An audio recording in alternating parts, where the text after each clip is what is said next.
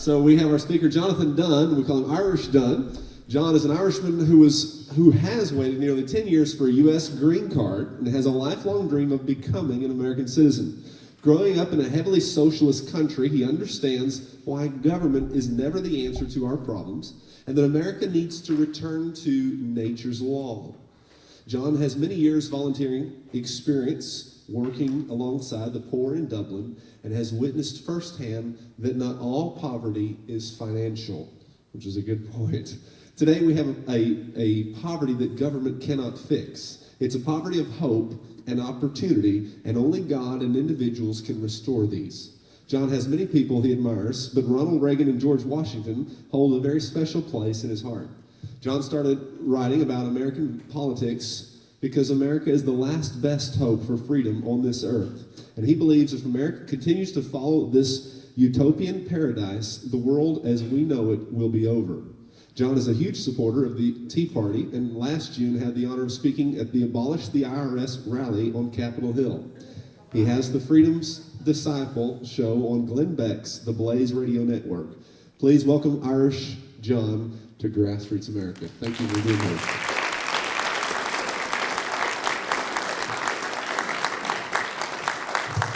All right.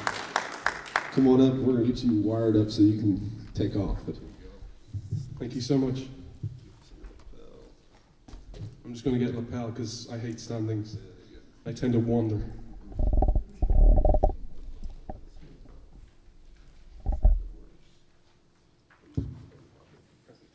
Can you hear me? Can everyone hear me okay? No. How about now? I can go turn it up there.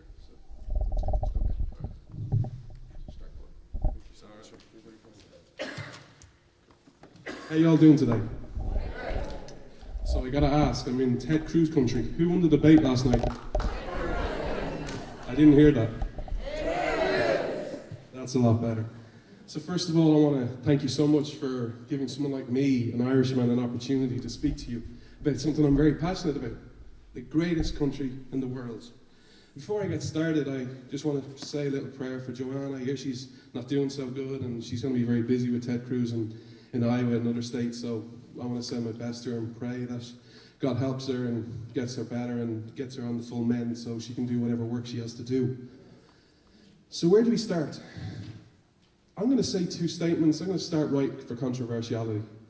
And it sums up America for me today, how these statements are controversial when they really shouldn't be.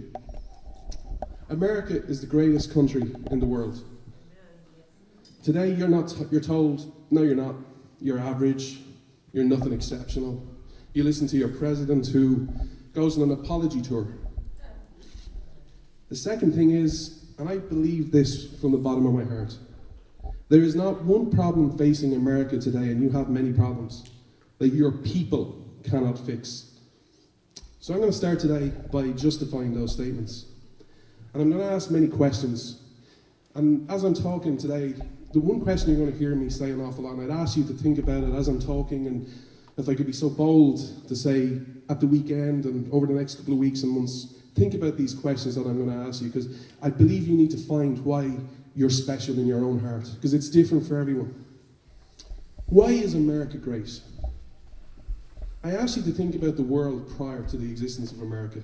Just wander back to before July 2nd, 1776. Think about who ruled. It was always the same. It was a king, a queen, a dictator. Think about the rights of the individual. Today you have rights, the First Amendment, the Second Amendment, the Fourth Amendment. Where those rights existed. Think about the standard of living. And I'm going to give you a term that you might have heard before, but a big theory in economics prior to America's founding, it was in Britain, it was called Mercantilism. And what that said was, your economy would grow slowly, but then your population would grow, so any growth your economy had, it was automatically took back. And then your economy would grow a bit more, and then your population would grow, and it would just slowly grow and grow, but nothing would ever happen. And then boom, July 2nd, 1776. By the way, there is a reason I say July 2nd. It's the real Independence Day, not July 4th. And what happened? The the Declaration of Independence, a new path forward.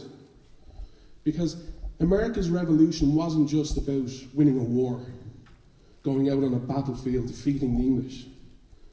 America's revolution started in the hearts and in the minds. It was about acknowledging God. I know I'm not supposed to say that, right? I'm not allowed to talk about God, is that right? Or is that okay? I'm going to talk about God, so it was about God-given rights. It wasn't about government giving you a right. It wasn't about the government saying, yes, sure, you can say that. Or yes, you can have a gun. It was about saying, no, these rights come from our Creator, and they're for everyone. The other thing I find exceptional about your revolution and the Declaration of Independence is the layout of the document itself. Today, you see all these groups, Black Lives Matter, Liberals, Democrats. They all talk about what they're entitled to. They're great at listing their grievances. Your Declaration of Independence is stunning because while there are 27 grievances in the Declaration of Independence, it doesn't start with that. You said, we're not just going to list our grievances and win the war. We're going to challenge a new way forward. Your heroes, your founders were heroes. I know people like to say today, oh, the founders, John, they were slaveholders. They had rotten teeth. No, they're heroes. Because think back to July 2nd, 1776. How many people today would put their name on the Declaration of Independence, knowing that if they were caught, you're dead? That's a sacrifice. The one thing I love about your founders is because you get a glimpse of their humanity every so often to show you that they were godly men, but they also knew what was important. Your sign-off of the Declaration of Independence. We pledge to each other our lives, our fortunes, and our sacred honour. What glimpse of humanity do I see there? Well, we know life was important to your founders because they said that was the first right from God. We knew fortunes were important because they believed in a free market, not a controlled market. Yet they said one thing was sacred: honour. Honour is sorely missing in our society today. And it is sacred because your founders knew one thing. There's a time when me and you won't exist. We'll be with our Creator in heaven, hopefully. We know our property. Property comes and goes. You've all seen that in this text, in this state, the tornadoes. Blink of an eye, your property's gone. But one thing is sacred. After you're come and gone, your property is come and gone, and your possessions, your honour is sacred. And they must have got something right, because here I am, an Irish man, 250 years later, talking about George Washington and Benjamin Franklin. But there are three types of revolutions. I'm going to start with the personal one, the Irish Revolution. What was the Irish Revolution about? I know many Americans love today say Irish are freedom fighters and they're great people. They're not really. The Irish Revolution was about two words: home rule. They didn't care whether they lived under a tyrant or not. They didn't talk about the rights of the individual. Their whole purpose was, I just don't want to live under an English king. I don't care about the rights. Once he's Irish, I'm okay with that. Then there's the French Revolution, and many revolutions have followed these principles. What are the three words you always associate with the French Revolution? Freedom, equality, and fraternity, which is brotherhood. Brotherhood is, yeah, you agree with me, so I like you. You have a set of rights. But guess what? If you don't agree with me, your rights don't exist. By the way, there's a reason France had 6 revolutions. I'll come back to that in a few minutes. And then the American Revolution, the greatest revolution of all. All are created equal. What a revolutionary thought. So simple, but apparently for 2,000 years, the world just couldn't get everyone's created equal. The Constitution and the Bill of Rights.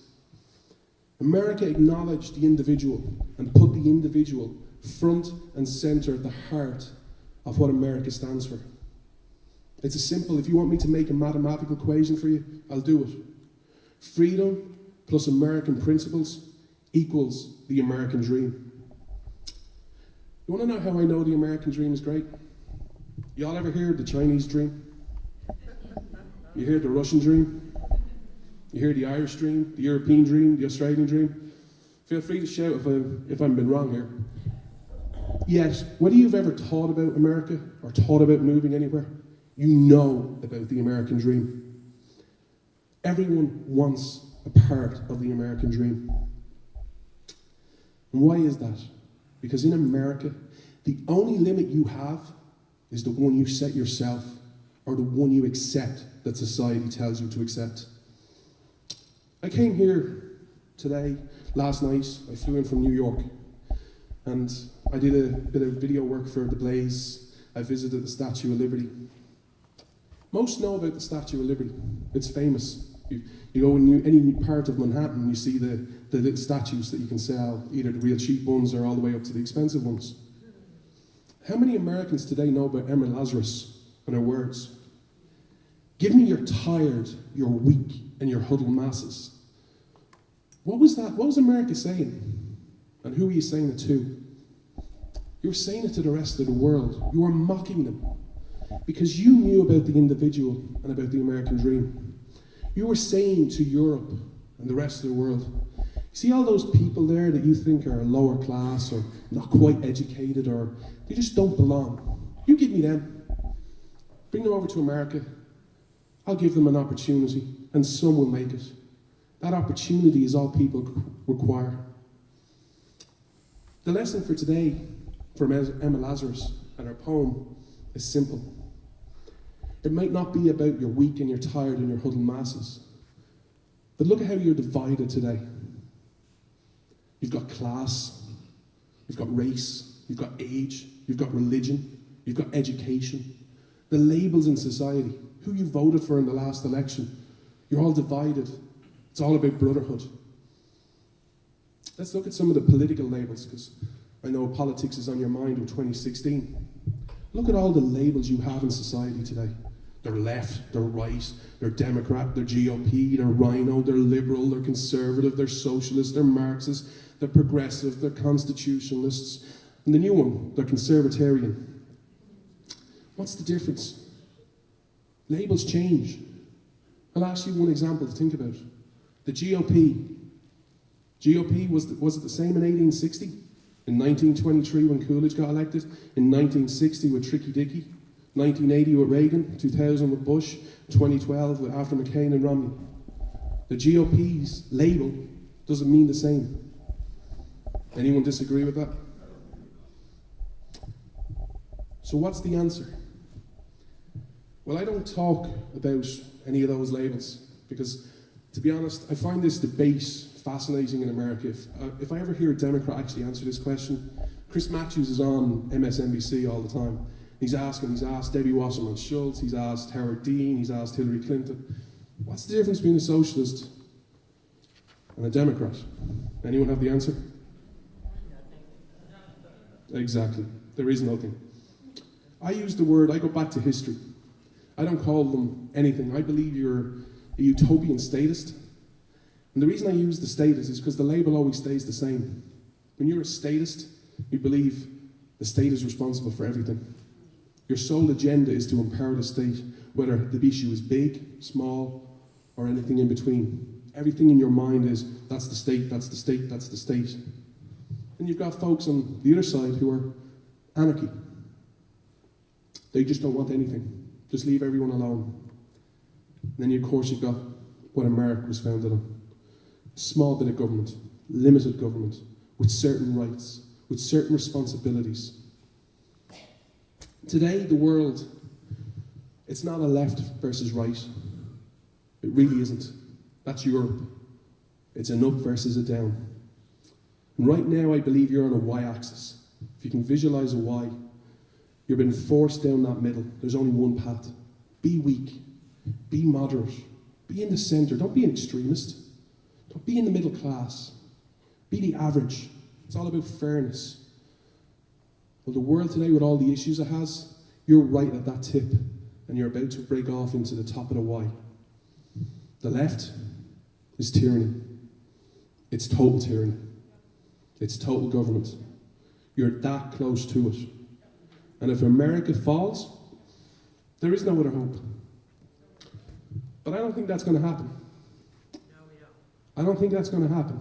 I think it's going to go the other way, which is freedom. I believe in the bottom of my heart you're going to be freer than you've ever been before.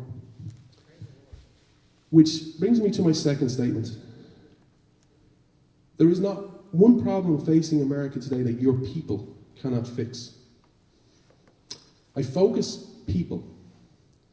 I know 2016 is here and you're all in getting Ted Cruz elected or who your candidate is, whether it's Rubio or someone else. But I'd ask you to think again about the history of the world. The history of the world, even if you want to just focus on religion, make it easy. Since the birth of Christ, 2015 years, there has been plenty of countries, plenty of nations, plenty of empires, plenty of colonies. There's been plenty of different leaders, kings, queens, dictators, presidents. I've got a pen and I've got a phone. I love that. And prime ministers. There's only one America. Why? Because of your people. America is great because your people are good. That is something that can never be stressed more than at any time. It's easy to say, if we just get this person in the White House, it'll all be fixed. It really won't. How can I say, look at your people? Because I'm inspired by your people. I spoke to you just a few minutes ago about Mercantilism. But look at your history since 1776. Look at what the world has achieved. Look at what America's achieved. Every generation of American has overcome a significant obstacle. Whether it was something outrageous like, we're going to take on the superpower today at your founding and beat the English. Whether it was the Constitutional Convention in 1791. Whether it was the War of 1812. Whether it was slavery. Whether it was World War I, World War II, the Cold War, 9/11, civil rights, the Great Depression, the expansion out west. Your country has explored everything from the swamp to the stars. You've even been to the moon. You can achieve anything you want to because your ancestors and your family have. That's your guiding light. So I promised when I started I have a few solutions for you. I'm going to give you a few. They're not limited. Many today will focus on politics. And I strongly encourage you to keep focusing on politics because the simple thing is, if you don't get the righteous in power, the non-righteous are in power. But we must also acknowledge something else. Change is a lot deeper than that. Albert Einstein once said, the definition of insanity is repeating the same thing over and over, but yet expecting a different result. So what's my first solution? My first solution comes from a guy who some of you might know, a great gentleman called Simon Sinek. And Simon Sinek talks a lot about business and economics. But he came out with a theory, and it was called the theory of why. And he speaks about business, and he said, most businesses today know what they do. They know what industry they're in. They know how they do it. They just don't know why. And today, many people's why is money. But money isn't a why. Money's an outcome. The reason I give you that is because I think today, America, you need to find your why. But your why is not an election. An election is an outcome. It's a result. So what are some of America's why? All men are created equal, endowed by the Creator with certain inalienable rights. We're going to go to the moon. We're going to be a bigger and better nation than ever before. You dreamed. My second solution. It's understanding the neurology of your brain. Again, another saying. What one generation accepts, the next embraces. In many ways, to use your language, it's the definition of progressivism today. Slow and patient. It started with Woodrow Wilson, and it's progressed each time. I want to give you a quote from a book. It's about, I'll keep it as simple as I can. Neuroimaging has showed that as we age, the center of the cognitive gravity tends to shift from the imaginative right brain to the logical left brain. At some point, most of us stop living out of imagination and start living out of memory. So instead of creating the future, we are repeating the past. I'll give you an example of this. You hear this all the time, all the talking heads on TV. Who can win? Cruz can't win. He's too extreme. We need a more moderate candidate. I always love that. How anybody has credibility who goes on any news network and says, we just need a moderate guy. Can you find a more moderate candidate than John McCain and Mitt Romney? Like, seriously, they're as dull as dishwater. In fact, actually, I can't say that about John McCain because he did come up with the foresight of a wacko bird. But that's just an insult. So my challenge to you today is start imagining things. It's time to stop looking at the small dreams and the status quo victories. Little election here, if we just get the House, and then we just get the Senate, and then we just get the White House, everything will be fine. Do you know what your founders' vision, if your founders believed that, do you know what your founders would have done? They would have said, hey, Thomas Hutcherson, go walk back to England. You didn't do that. I challenge you today, don't do that. Dream big. Thatcher once said, one of her greatest quotes, first you win the argument, then you win the election. I ask you today, in a humble way, what was the last argument Conservatives actually won? And I don't mean in the media, I mean in the grassroots. How many Conservatives, I'll give you a simple one. How many Conservatives today can give a principled argument of why ethanol subsidies are a bad way, or not a good thing? I'll make it even easier. Don't give me the principled argument, give me a successful argument, because it hasn't been successful. Yet there are candidates out there today, including one trashing Ted Cruz, who says, hey Ted, you need to get on the right side of ethanol. I think you're dead wrong on that. How many Conservatives can argue that the minimum wage is not a good thing? That actually, not only is the minimum wage not a good thing, it hurts the people it's quote-unquote designed to protect. In fact, how many Conservatives today accept government programs like Medicare, Social Security, all these types of benefits, Obama phones, they're just part of doing the price of business. I was with a New Yorker the other day who was fairly conservative, who was telling me why the Obama phone started, and he gave me the history of George W. Bush and how it was a noble enterprise, how he gave people phones, and it just skyrocketed. We don't ever argue on principles anymore. I believe today it's time to win the argument based on principles, not people. I'll give you another example. I saw this story. I see so many of these stories from quote-unquote conservatives with an agenda. And I bring this one to you today because you might like it. It was a story about Ted Cruz and he's not eligible to be president. But it wasn't written in a constitutional way. It wasn't written in an argument that says, hey, look, you can't have it. He's not a natural born citizen. The whole aim of the argument was, hey, Ted Cruz supporters, you can't do it. Time to get on the Trump train. We have an agenda to everything. We don't let principles ever just stand by themselves and let us win the argument. Which brings me to solution number 3.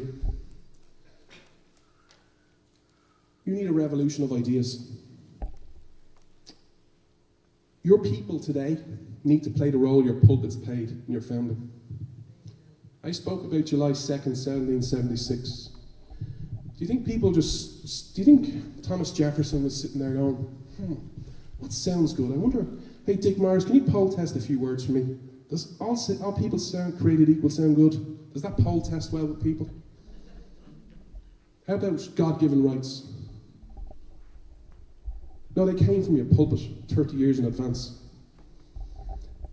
I wish your pulpit would speak out a lot more. I wish it would. But the thing is, it's easy to bash people today. It's time to inspire change. So I challenge you, let's change and have a revolution of ideas, and let's bring it up to actually getting it to DC. So how do we do that? Education.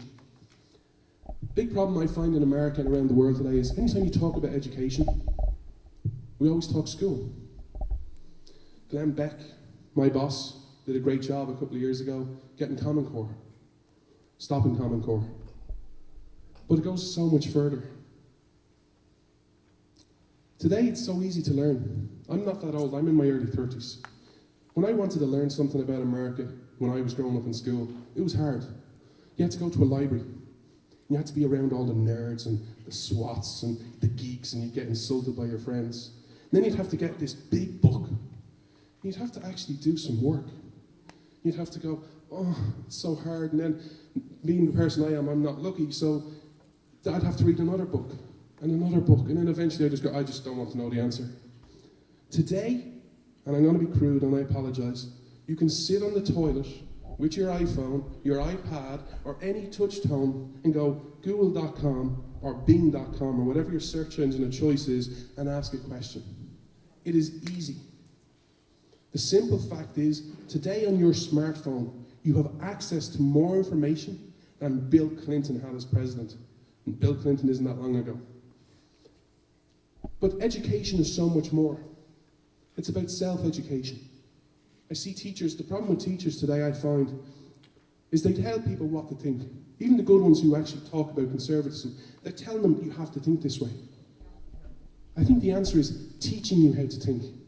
Lending you on that journey to say, follow it. Go find out what your own answer is. Friends, families, communities, churches. How many Sunday schools actually teach good constitutional battles? Or is it, you can't bring politics with religion. Your founding pulpits release catechisms. If you ever want to see any of them, David Barton does a great job of them. Catechisms on immigration, catechisms on debt, catechisms, these are from the church. But also we're losing today one of the greatest resources we have. We don't pay any attention to it. It's your grandparents. I don't want to know how to think or what to think or learn history through facts and figures. I want to know the story. Remember when I was growing up, you'd go to your grandparents and say, now this was different in my day, but I'll give you a modern day version. When I was growing up, I'd go to my grandparents and say, hey, I was listening about World War II and that Hitler was a really bad guy. What was it like living through that time? Tell me the emotion, tell me the story. But I'll give you a modern day version. There are people in your colleges today who don't know what 9/11 is. They don't know about the civil rights movement. Sure, they might know, I think I heard Martin Luther King one day. I think I heard something. And he had a phrase, I have a dream, but what was the story? What was the build-up to that? When I'm talking about education, I want to take a moment of a personal point. There are certain words your country uses, and it's in everyday life, that really upsets me. First one, middle class. I hate to tell you this, if you believe in a middle class, you're going against the tenets of your founding.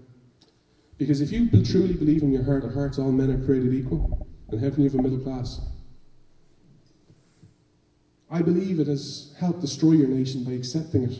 Because what's it telling kids? Be average. Be middle of the road. I'll give you some sports examples. Do you know anyone who says, yeah, I just want to get to the big leagues and hit 220? No, kids say, I want to hit 300, or I want to hit 50 home runs. Or because it's football season. Do you know any quarterback who says, I'll be happy with a 1-to-1 touchdown to pick ratio? Now, I know people who want to go, I want to throw 50 touchdowns. I want to break Tom Brady's record. It's time to start aiming higher. Democracy. It upsets me greatly when I hear Americans say, oh, America's a great democracy. Unless something has changed and I've either not learned history or I've been asleep, America was not, is not, and God willing will never be a democracy. I come from a democracy. And while this will be controversial to some, I don't care. Democracy sucks. I'll tell you it does. And I'll tell you, I'll use your president, a quote he said. You can put lipstick on a pig, it's still a pig. Do you know what democracy is? It's nothing more than a legal, glorified popularity contest. That's all it is. It's, 50% plus one of the population felt this today, so now it's the rule of the law. It's the rule of the land. That's not democracy. That's not something America should achieve for. Lastly, be moderate. Go for the centre of the road. And I challenge you to be extreme.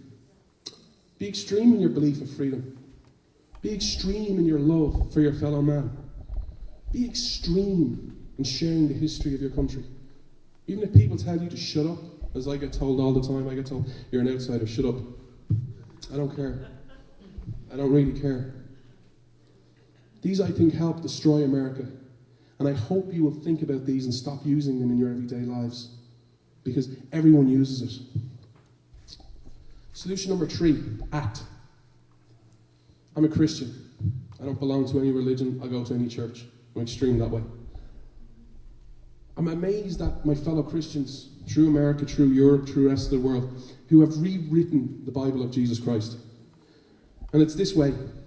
Jesus got up, had some food, went to the synagogue, preached, went home, slept, and got up the next day and went to the next town. I'm here to tell you, that's not the gospel of Jesus Christ I know. I know a gospel of Jesus Christ that acted and helped people. I challenge you to act. But act in a good way. It's New Year. I've seen all these magazines. New you, new year, new you. Slim down. Be the size you want to look. I could do with some of that advice. But it's never about serving others. It's all me, me, me, me, me, me, me, me, me. It's like Obama. It's like every time I hear him speak, I can't do it anymore. I read the transcripts. But it's I, and I, me, myself, and I. It's never anybody else. I challenge you today to act, but to show other people there is a new way. That you're not as bad as everyone thinks you are. I know conservatives and Christians have such a horrible name, but acting by love, when you act with love, nothing can defeat you. The simple way of acting is don't follow man's law, follows God's law. And that's why I'm here to speak today. I'm speaking all through Texas and in different places over the next couple of months. Because I believe it's time to draw a line in the sand. I want to speak out for freedom. I've been doing it with my show, I do it through my writing, and I'll do it in every other way I can. But I believe it's time to take a cause that's yours. So on this speaking tour I'm on, I'm not asking for a speaking fee or anything like that. I'm asking if anyone gives donations to the Nazarene Fund. I'm very concerned about my Christian brothers and sisters in the Middle East who are being slaughtered on a daily basis. Who are being slaughtered just saying, hey, you're a Christian. Convert, pay a tax, or die. I can walk into any church. No one says anything to me. I get a few funny looks with my cross, but that's about it. I'm asking you to build, this is a biblical reference, and I hope most of you will get it. It's time to stop building on sand and start building on rock. And I'll give you another quote, just to bear in mind. Not to speak is to speak. Not to act is to act. My last solution is it's time to dream, and dream big. I testify to you today, there is no box. There is no glass ceiling. There are no limits, there are no barriers. Your history proves it. And if there are, break them down.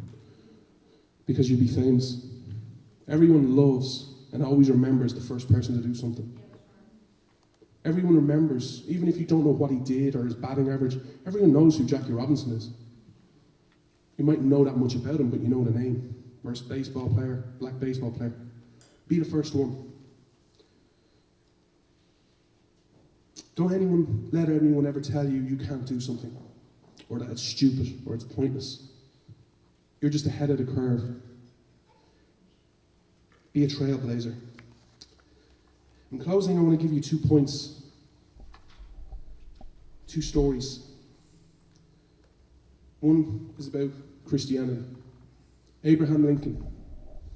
I think many Christians don't get this story today. Abraham Lincoln, during the Civil War, he's meeting with all his generals, and they're planning the battles against the Confederacy. One of his generals stays behind, and they've made their plans and they've agreed with it. They've made their plans and they know what they're doing. One of his generals stays behind and says, gee, I hope God is on our side to win this war. And Abraham Lincoln shot him a look and said, sir, I worry not about God being on my side. I worry about being on God's side, for God is always right. I challenge you today, how many times do we want people to be on our side? How many times do we want God to be on our side? When we should be on other sides, on the side of principles, and on God's side. Secondly, there are 2 groups in society today. Thomas Paine once said, we have it in our power to change the world. There are some people who believe that today. I hope everyone here believes that saying and believes it in their heart. But sadly, people don't. They become disenfranchised. or they've bought the spin that says, I can't do it, or they've forgotten it. I testify to you today, you can change the world if you want to. Each of us has that power, but each of us also has that responsibility. And if you listen to it and follow God and your eternal principles that are written in and enshrined in your Declaration of Independence and your Constitution and your Bill of Rights, your nation will be brighter and your nation will prosper like you've never seen before. So with that, I just wanted to give an overview. I purposely left out the hot topics, the Second Amendment, Benghazi, Hillary Clinton. So I said, I'm not going to tell you what I think. I'll let you ask the questions, and then I'll answer whatever you see fit.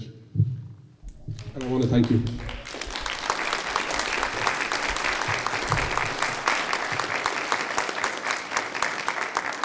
Excuse me while I do a Rubio. And I will tell you, before you got here, I said, y'all are just going to love listening to them.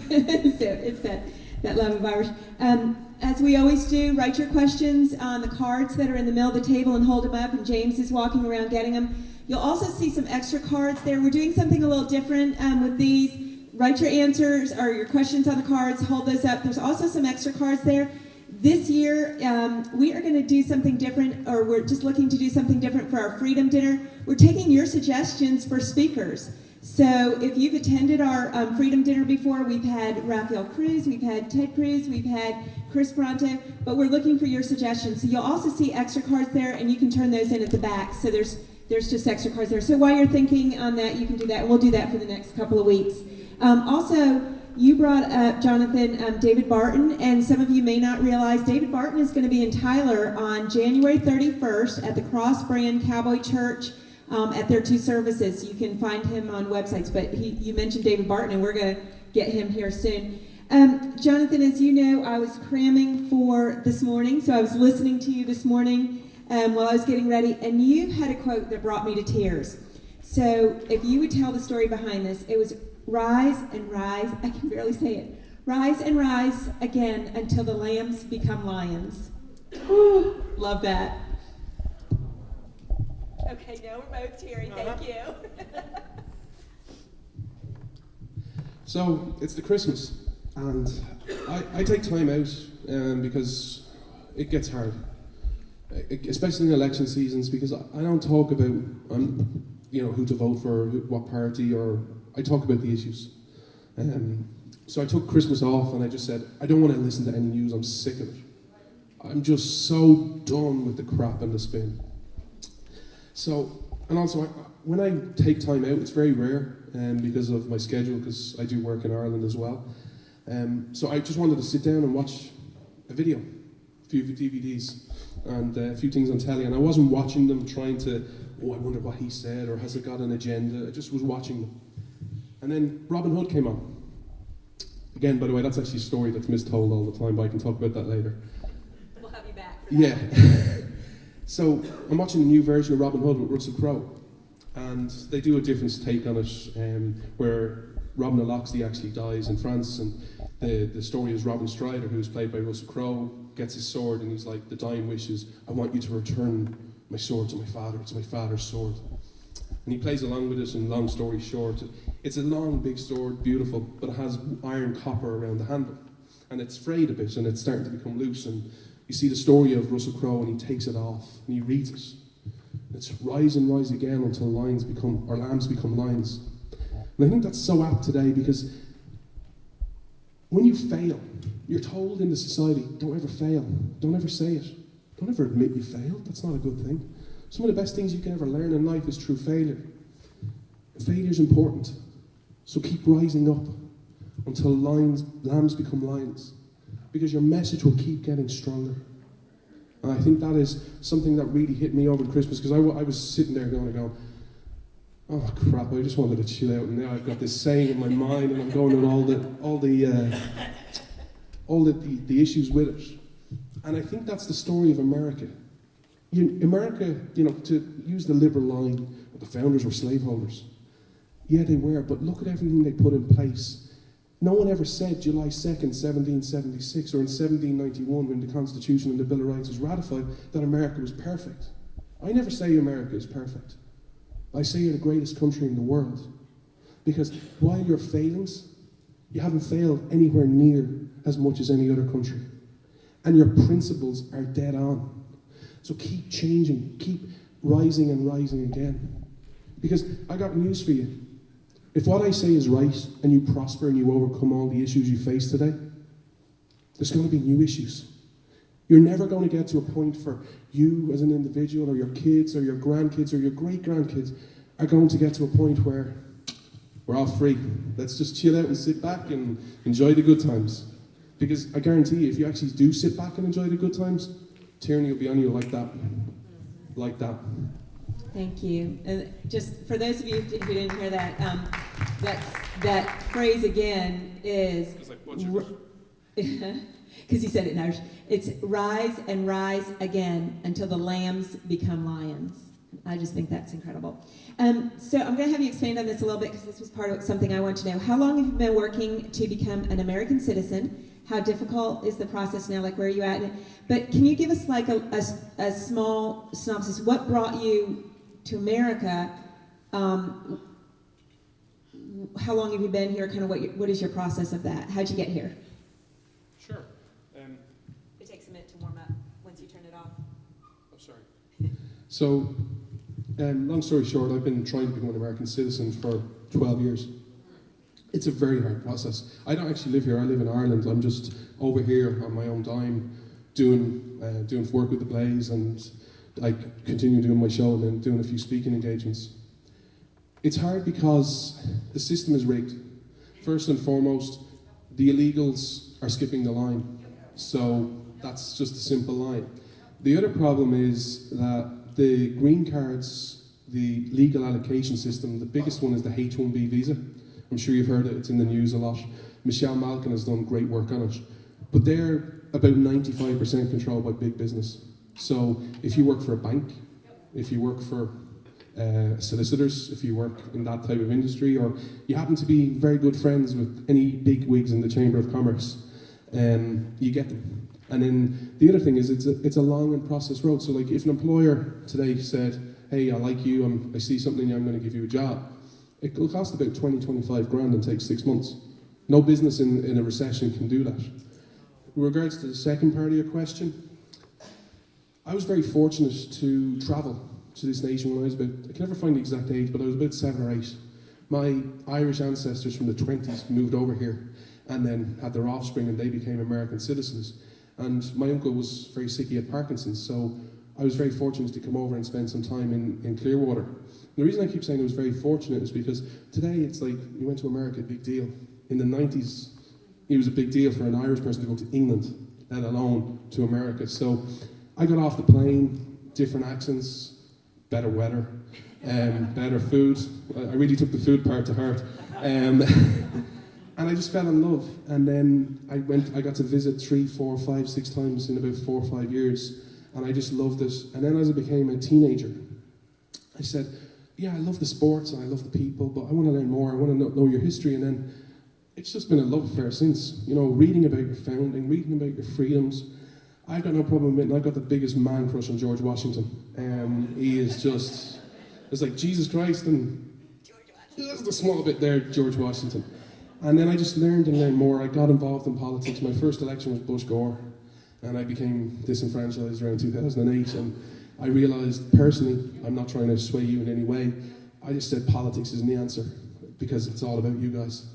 You guys are the hope.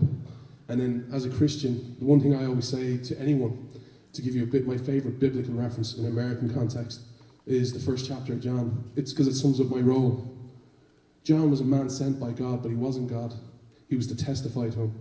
My job on this earth is to testify to each of your greatnesses through you as a people, but you as a principles, because that's what you founded on.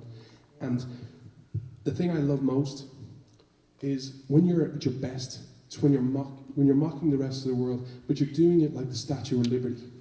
It's not telling people what to do. It's not compelling them. It's that Statue of Liberty with the light and saying, there's the light.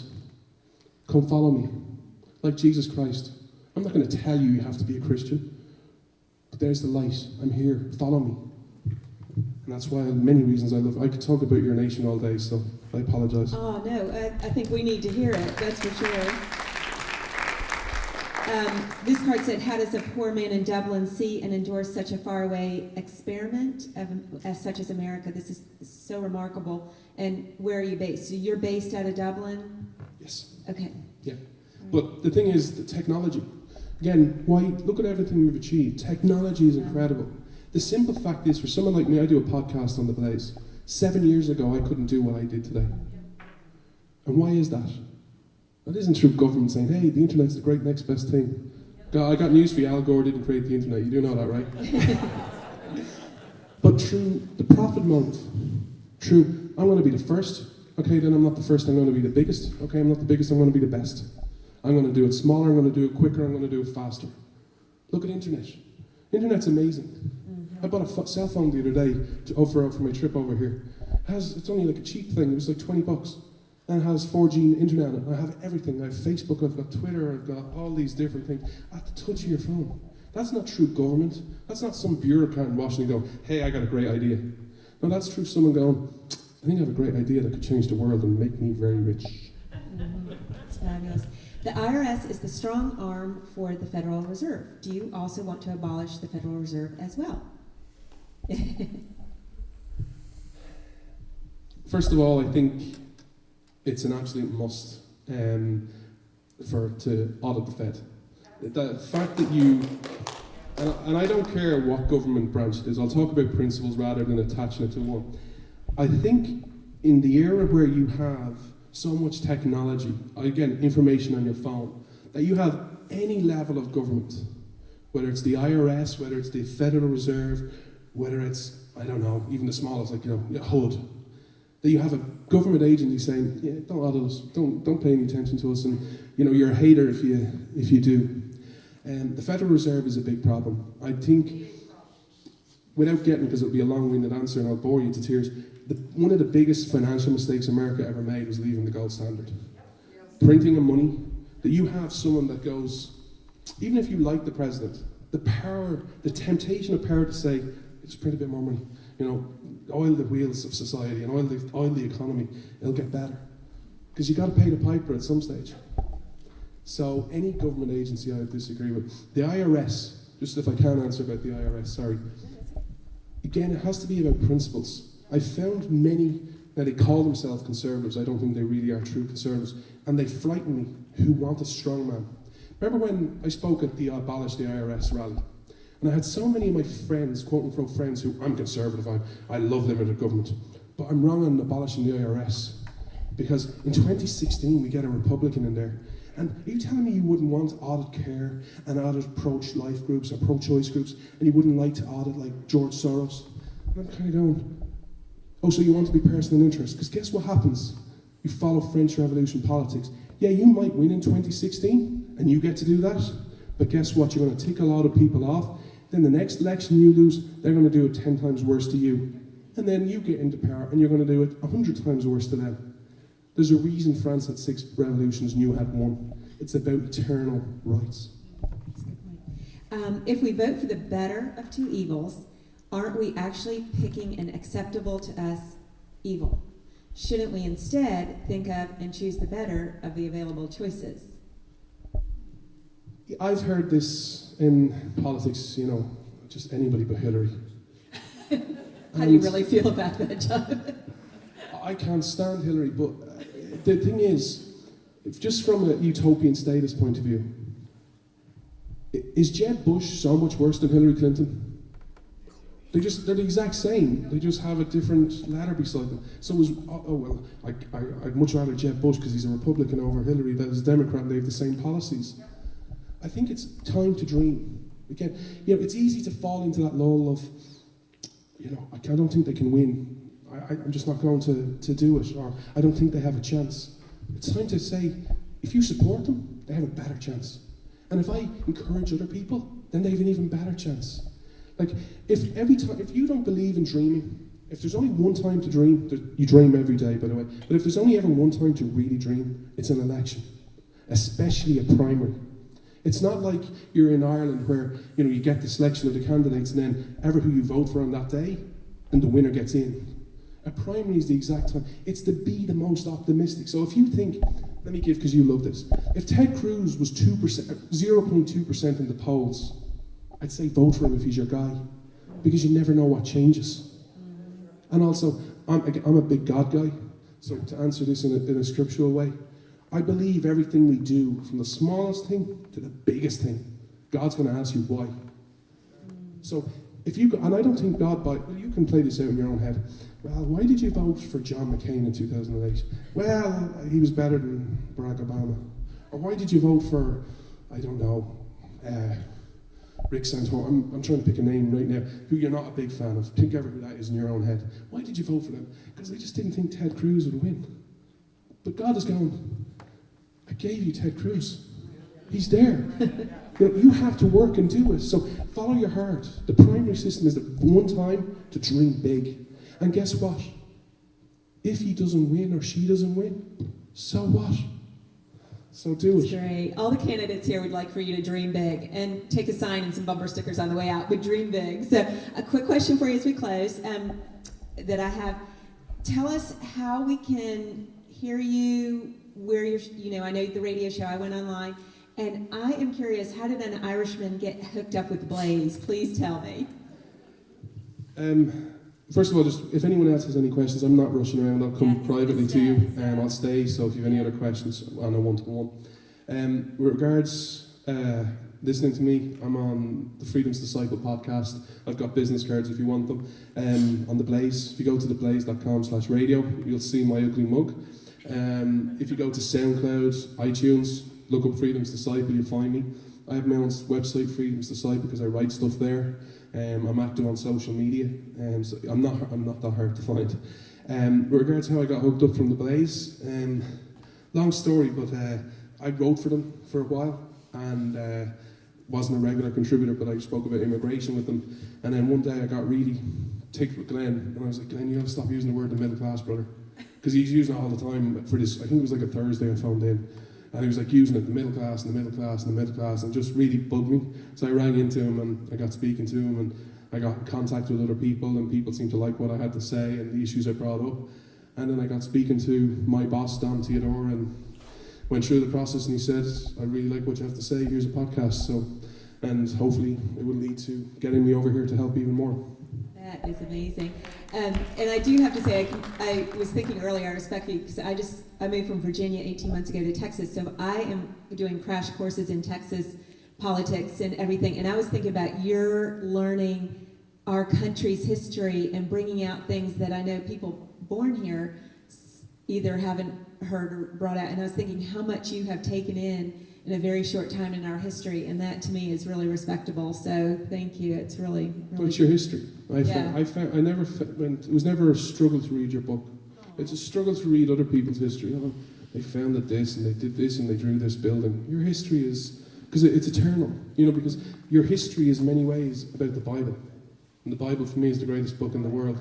So it really does that. And when you link a passion and love and wanting to serve others, your history is great. And don't forget, Texas, just from an American point of view, Texas is the last hope for America in many ways. Because economically, the National Guard, oil, you have everything to survive. So, of everyone to be optimistic and dream, it's Texans. Because if America goes to hell, please God it doesn't, Texas is ready to set up by itself. Jonathan, thank you.